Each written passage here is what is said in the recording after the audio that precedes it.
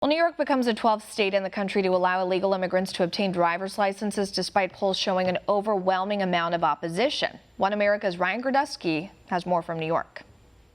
So New York State just passed driver's licenses for illegal aliens.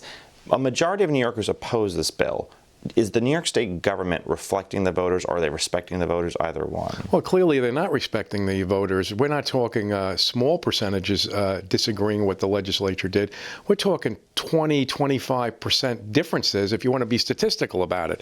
But just walk along the streets, talk to your neighbors if you're a New York resident. I think you're going to find difficulty in finding someone that agrees with what the New York State legislature did. This New York State legislature on this issue and on others this year is out of tune with the people, and nobody in New York believes that they are smarter than them. What are the main problems with this legislation? Well, I mean, let's say as a starter, which maybe the general public doesn't think about, but it just violates the rule of law.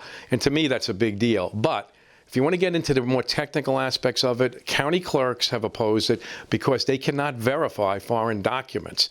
All sorts of potential of fraud on voting, all sorts of potential because DMV and enrollment is directly linked up, and that's going to need to be. The bill itself does not provide safeguards to protect us from potential voter fraud.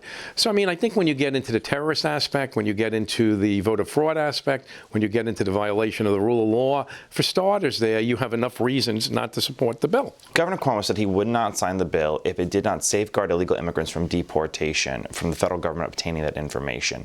Does this bill safeguard illegal immigrants from being deported?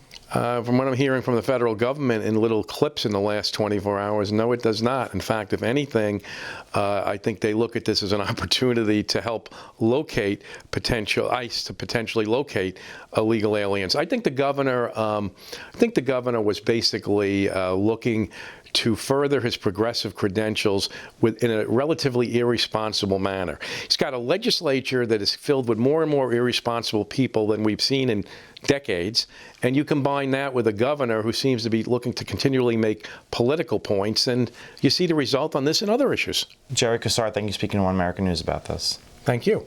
Want to see more videos like this? Click on the link below and subscribe to One American News on YouTube, and call your cable provider and kindly demand that One American News is added to your lineup.